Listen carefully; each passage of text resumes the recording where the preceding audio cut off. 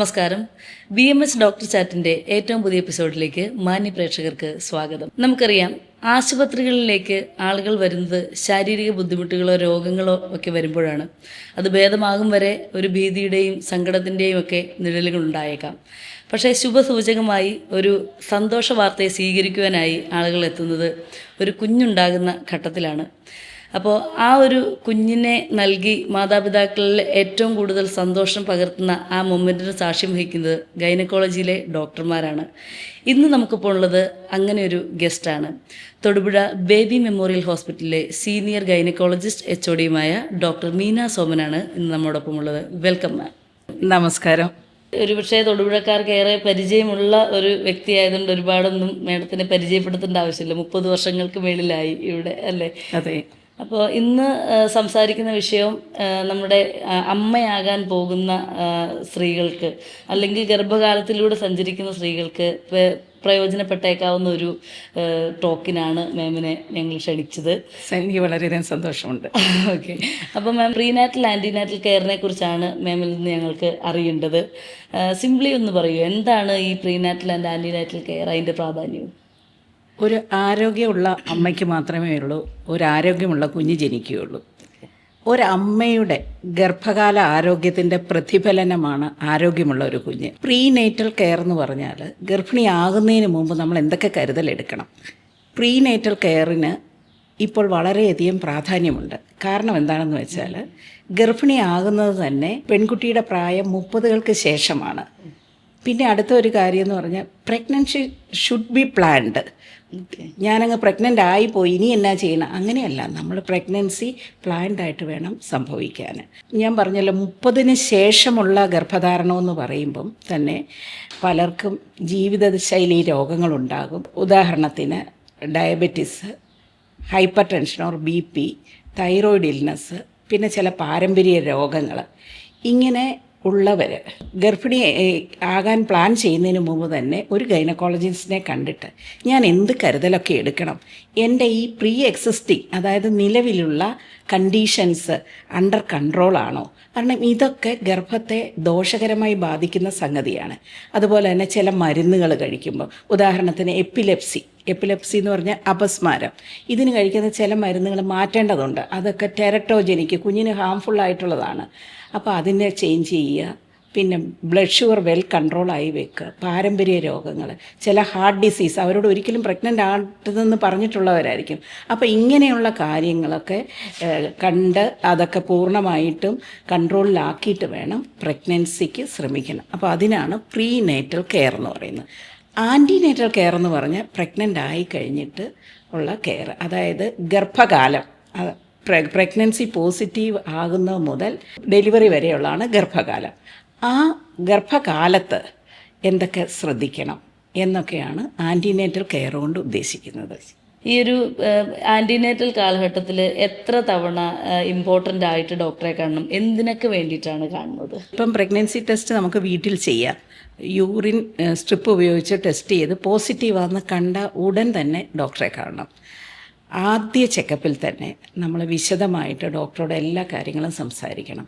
അവരുടെ ഒരു general checkup, BP, അവരുടെ വെയ്റ്റ്, ഹീമോഗ്ലോബിൻ ലെവല്, ബ്ലഡ് ടെസ്റ്റുകൾ, ഉദാഹരണത്തിന് ബ്ലഡ് ഷുഗർ എസ്റ്റിമേഷൻ, ബ്ലഡ് ടെസ്റ്റുകൾ, യൂറിനകത്ത് ഇൻഫെക്ഷൻ ഉണ്ടോ എന്നുള്ള അറിയാനുള്ള ടെസ്റ്റുകൾ, ഇതൊക്കെ ആദ്യ ചെക്കപ്പിൽ തന്നെ വേണ്ടുന്നതാണ്. അതിൻ്റെ കൂടെ ഒഴിവാക്കാൻ പറ്റാത്തൊരു കാര്യമുണ്ട്, ഒരു സ്കാനിങ്.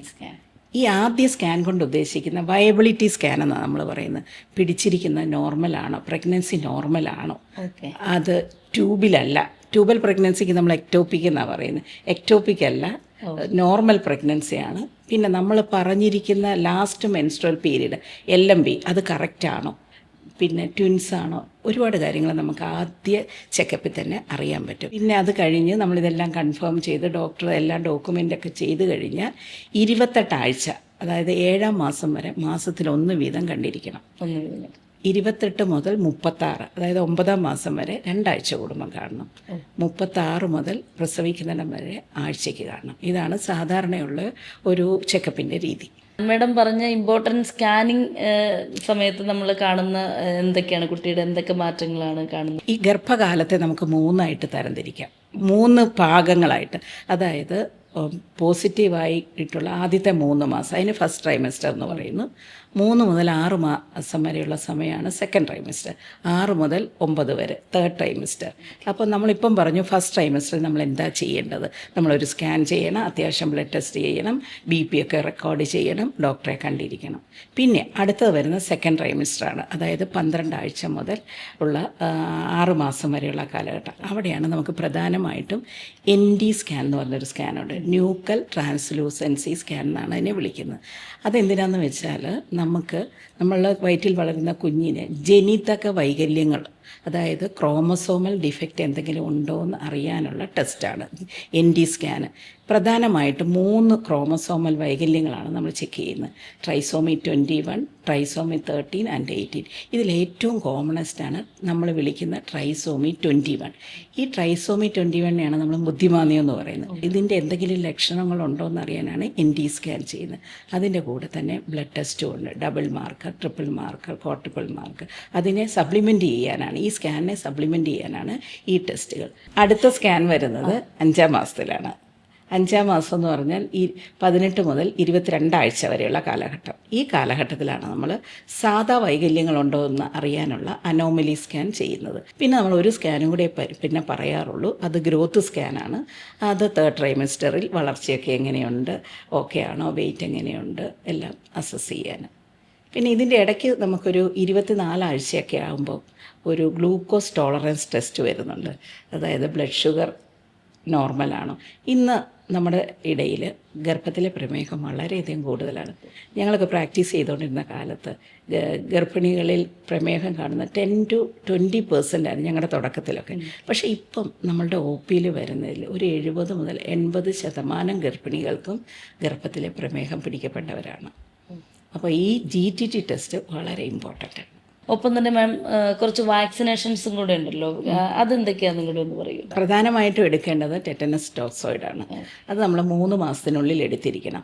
ഇപ്പം ടെറ്റനസ് ടോക്സോയിഡ് മാത്രമായിട്ടല്ല കൊടുക്കുന്നത്, ടെറ്റനസും ഡിഫ്തീരിയയും കൂടെ TD വാക്ക് എന്ന് പറയുന്നതാണ് കൊടുക്കുന്നത്. അതാണ് ഗവൺമെൻറ് ഇപ്പോൾ റെക്കമെൻഡ് ചെയ്യുന്നത്. ഡിഫ്തീരിയയും ടെറ്റനസും വരാതിരിക്കണം. അത് 2 ഡോസാണ്. ഫസ്റ്റ് ഡോസ് നമ്മൾ 3 മാസത്തിൽ കൊടുക്കും, പിന്നെ 4 മുതൽ 6 ആഴ്ചയ്ക്ക് ശേഷം അതിൻ്റെ ബൂസ്റ്റർ ഡോസും കൊടുക്കും. പ്രധാനമായും ഇതേ ഉള്ളൂ നമുക്ക്. പിന്നെ ഓപ്ഷണലായിട്ടുള്ള വാക്സിനാണ് ഇൻഫ്ലുവൻസ വാക്സിൻ.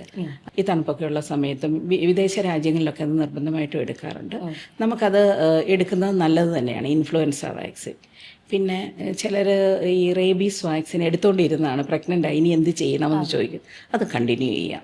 ഇനി പ്രഗ്നൻസി സമയത്ത് ഒരു പൂച്ച മാന്തുവോ അങ്ങനെ എന്തെങ്കിലും ചെയ്താൽ അവർക്ക് റേബീസ് വാക്സിൻ എടുക്കുന്നതിന് യാതൊരു കോൺട്രാ ഇൻഡിക്കേഷനും ഇല്ല. പിന്നെ നമുക്കെല്ലാം അറിയാം, നമ്മളെല്ലാം ഗർഭിണികളെ നിർബന്ധിച്ച് എടുപ്പിച്ചുകൊണ്ടിരുന്ന ഒരു വാക്സിനുണ്ട്, കോവിഡ് വാക്സിൻ. കോവിഡ് വാക്സിൻ എപ്പോഴും ഗർഭിണികൾക്ക് ഏത് സമയത്തും എടുക്കാവുന്നതാണ്. ഇത്രയാണ് പ്രധാനമായുള്ള വാക്സിനേഷൻസ്. അപ്പം ഒരു നോർമൽ പ്രഗ്നൻസിയിൽ കൂടെ സഞ്ചരിക്കുന്ന ആളുകൾക്ക് ഇത്രയൊക്കെ ആവും. അതുകൂടാതെ പക്ഷേ കുറച്ച് കോംപ്ലിക്കേഷൻസ് വരാറുണ്ടല്ലോ പലപ്പോഴും.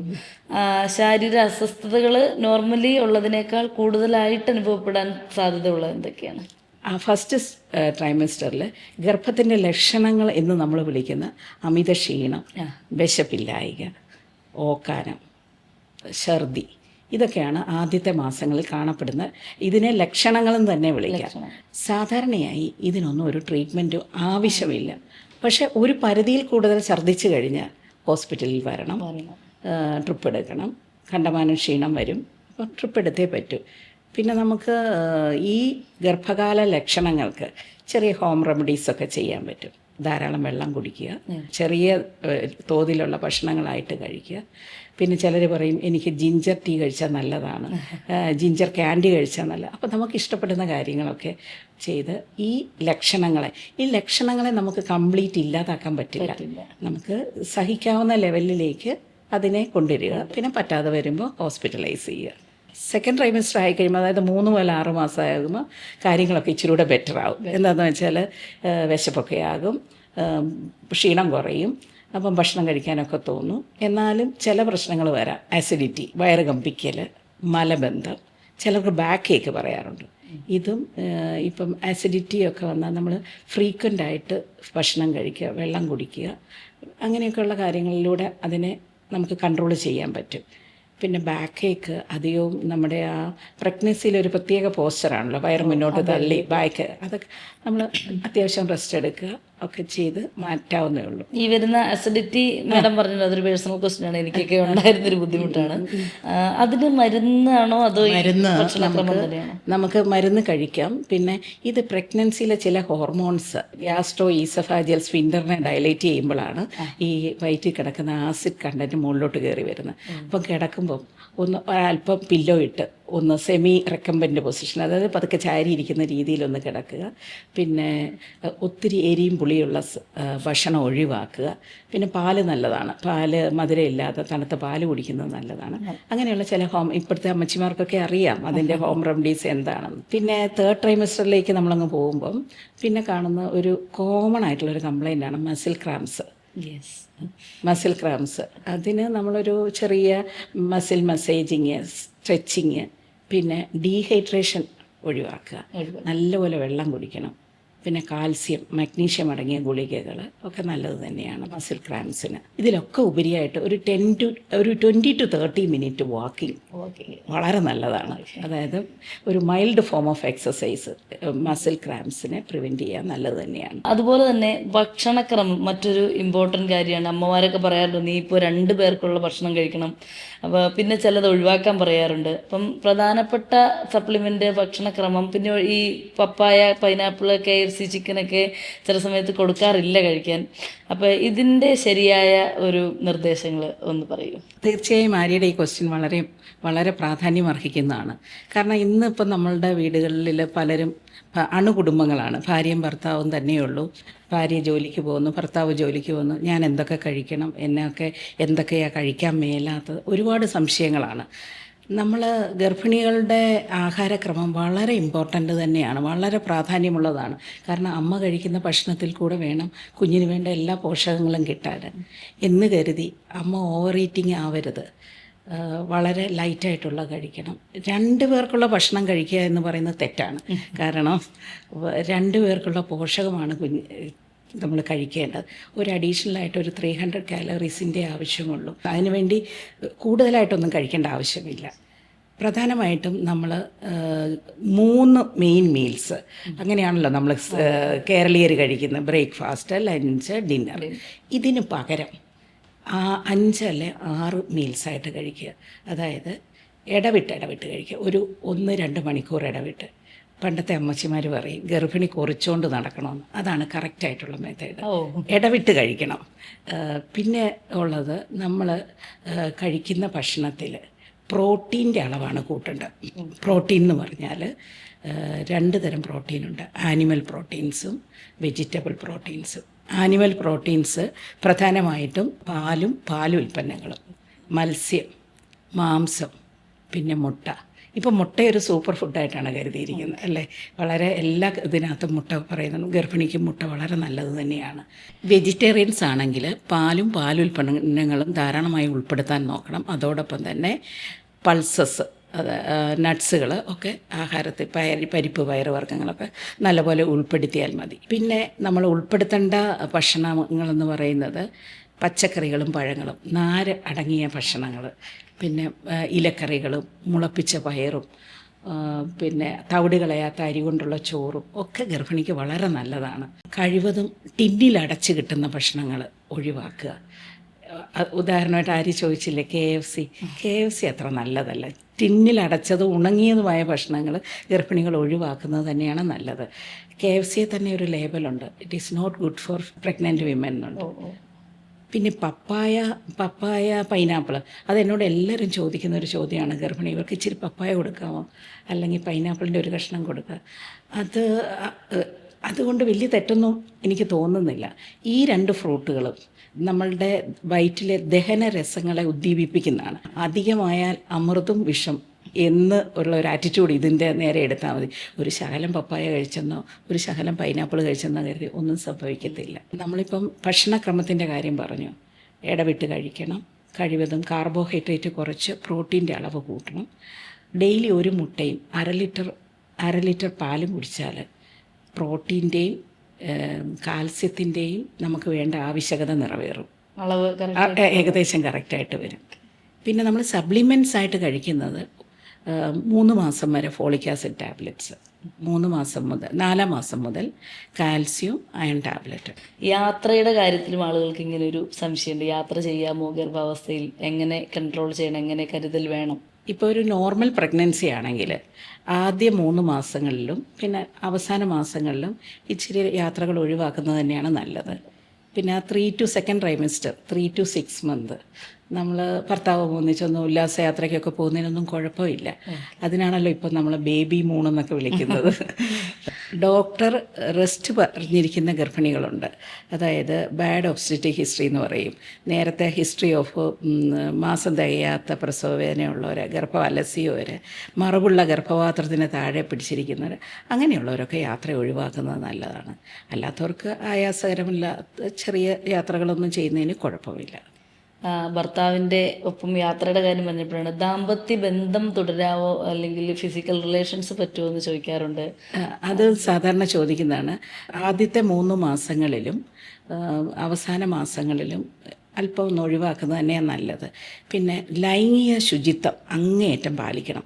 കാരണം ഇൻഫെക്ഷൻ ഉണ്ടായിക്കഴിഞ്ഞാൽ മാസം തികയാത്ത പ്രീടേം ലേബർ, വെള്ളം പൊട്ടിപ്പോകാനുള്ള സാധ്യത ഇതൊക്കെയുണ്ട്. അപ്പം ലൈംഗിക ശുചിത്വം പാലിച്ച് ദാമ്പത്യ ബന്ധത്തിൽ ഏർപ്പെടുന്നതിന് കുഴപ്പമില്ല. പിന്നെ ഞാൻ ആ യാത്രയുടെ കാര്യത്തിൽ പറഞ്ഞ പോലെ ഡോക്ടർ റെസ്റ്റ് പറഞ്ഞിരിക്കുന്നത്, മറവുള്ള ഗർഭപാത്രത്തിൻ്റെ താഴെ പിടിച്ചിരിക്കുന്നവർ, അങ്ങനെയുള്ളവർക്കൊക്കെ ദാമ്പത്തിക ബന്ധം ഒഴിവാക്കുന്നത് തന്നെയാണ് നല്ലത്. ഓക്കെ. മെയിനായിട്ടുമുള്ള എക്സർസൈസ് എന്തെങ്കിലും? ഇപ്പം നോർമൽ ഡെലിവറിയാണ് എല്ലാവരും പ്രിഫർ ചെയ്യുന്നത്. എന്നിരുന്നാലും അതിലേക്ക് അതൊരു സുഗമമാക്കാനുള്ള വ്യായാമ മുറകളൊക്കെ എന്തൊക്കെയാണ്? നമ്മൾ ഗർഭിണിക്ക് ഒരു 8 മണിക്കൂർ ഉറക്കം ആവശ്യമാണ്. ഉച്ചയ്ക്ക് ഭക്ഷണം കഴിച്ചിട്ട് പറ്റുമെങ്കിൽ ഒരു ശകലം നേരം ഒന്ന് കിടന്ന് വിശ്രമിക്കുക. അത് 5 മാസം കഴിഞ്ഞാൽ ഇടതുവശം ചെരിഞ്ഞ് റെസ്റ്റ് എടുക്കുന്നതാണ് നല്ലത്, കിടക്കുന്നതാണ് നല്ലത്. അങ്ങനെ കിടക്കുമ്പോൾ ഗർഭപാത്രത്തിലേക്കും കുഞ്ഞിനുമുള്ള രക്തഓട്ടം നല്ല രീതിയിൽ നടക്കും. എക്സസൈസ് 20 മുതൽ 30 മിനിറ്റ് വരെ വാക്കിങ് വളരെ നല്ലത് തന്നെയാണ്. പിന്നെ നമ്മളുടെ ഇപ്പോഴുള്ള ആൻറ്റിനേറ്റൽ ക്ലാസ്സസിൽ എക്സസൈസിൻ്റെ പ്രാധാന്യം പറഞ്ഞു കൊടുക്കുന്നുണ്ട്. അതിൽ യോഗയും ധ്യാനവും ഒക്കെ നല്ലതാണ് ഗർഭിണികൾക്ക്. പിന്നെ ഇപ്പം നമ്മളിപ്പം ഹൈ BP ഉള്ളവർ, ഷുഗർ ഉള്ളവർക്ക് പോലും റെസ്റ്റ് അല്ല പറയുന്നത്, എക്സസൈസാണ് പറയുന്നത്. എക്സസൈസ് ചെയ്യണം. ഇപ്പം നമ്മൾക്ക് ഈ എക്സസൈസ് ഇല്ലായ്മ കൊണ്ടുള്ള പ്രശ്നങ്ങൾ, അതായത് ഈ മാരകമായ complications, amniotic fluid embolism, pulmonary embolism, ഇതൊക്കെ വളരെ കൂടുതൽ കാണുന്നുണ്ട്. കാരണം എന്താണെന്ന് വെച്ചാൽ ഹൈപ്പർ ടെൻഷനും, അതായത് BP കൂടുതലും, ഷുഗർ, പൊണ്ണത്തടി, ഇത് മൂന്നുമാണ് ഈ മാരക പ്രശ്നങ്ങൾക്ക് കാരണമായി പറയുന്നത്. അപ്പം ഇങ്ങനെയുള്ളത് കൂടുതലുള്ളത് കൊണ്ട് എക്സസൈസ് വളരെ ഇമ്പോർട്ടൻ്റ് തന്നെ. ആയാസകരമല്ലാത്ത രീതിയിൽ എക്സസൈസ് ചെയ്യുക. അതുപോലെ തന്നെ പ്രസവത്തിന് ശേഷം ഫിസിയോതെറാപ്പിയുടെ ഇമ്പോർട്ടൻസ് വളരെ കൂടുതലാണ്. എല്ലാ ഹോസ്പിറ്റലിലും തന്നെ ഇപ്പം ഓബ്സ്റ്ററ്റിക് ആൻഡ് ഗൈനക്കോളജി ഡിപ്പാർട്ട്മെൻറ്റിനോട് അനുബന്ധിച്ച് ഫിസിയോതെറാപ്പി യൂണിറ്റും ഉണ്ട്. അവർ ഡെലിവറി കഴിയുമ്പോൾ എന്ന് എക്സസൈസ് ചെയ്തു തുടങ്ങണം, എന്തൊക്കെയാണ് ചെയ്യേണ്ടത്, വിശദമായി പഠിപ്പിച്ചു കൊടുക്കുന്നുണ്ട്. അപ്പം നമ്മുടെ വരുന്നൊരു എപ്പിസോഡിൽ അത് ഉൾപ്പെടുത്തുന്നതാവും ഫിസിയോതെറാപ്പി. നമുക്കൊരു ക്ലോസിങ് എന്ന പോലെ ഫാമിലി സപ്പോർട്ട്, പ്രത്യേകിച്ച് ഭർത്താവിൻ്റെ സപ്പോർട്ട് എങ്ങനെ ഒരു ഗർഭകാലത്ത് ഭാര്യയ്ക്ക് കൊടുക്കാം എന്ന് പറഞ്ഞ് നമുക്ക് നമ്മുടെ ഈ എപ്പിസോഡ് അവസാനിപ്പിക്കാൻ തോന്നുന്നു. ഗർഭം എന്ന് പറഞ്ഞാൽ ചിലരെ സംബന്ധിച്ചിടത്തോളം എന്തോ എനിക്ക് വന്നു ഭവിച്ചേ എന്നൊരു ഭയമാണ്. അതല്ല, ഗർഭം എന്ന് പറഞ്ഞാൽ ഗർഭധാരണം, പ്രസവം, ഇതൊക്കെ ദൈവമായിട്ട് സ്ത്രീക്ക് തന്ന വരദാനമാണ്. ഗർഭകാലം ഭയരഹിതമായി ഉന്മേഷഭരിതമായി മുന്നോട്ട് കൊണ്ടുപോകണം. അതിന് ഭർത്താവിൻ്റെ സ്നേഹം, വീട്ടുകാരുടെ പരിചരണം, ആൻറ്റിനേറ്റൽ ക്ലാസ്സസ്, ഇതെല്ലാം വളരെയധികം ഇമ്പോർട്ടൻ്റ് ആണ്. തീർച്ചയായിട്ടും നമുക്ക് ഈ ഒരു എപ്പിസോഡിലൂടെ ഗർഭിണിയാകാൻ പോകുന്നവരും ഗർഭാവസ്ഥയിലൂടെ കടന്നു പോകുന്നവർക്കും ഒരുപാട് ഉപകാരപ്പെടുന്ന ഒത്തിരി കാര്യങ്ങൾ മീന മാം നമുക്കായി പങ്കുവച്ചു. അപ്പോൾ ഈ ഒരു എപ്പിസോഡ് പ്രേക്ഷകർക്ക് പ്രയോജനപ്പെട്ടു എന്ന് തന്നെ വിശ്വസിക്കുന്നു. പ്രാധാന്യമുള്ള മറ്റൊരു എപ്പിസോഡുമായി കാണും വരെ, this is Arya boss signing off.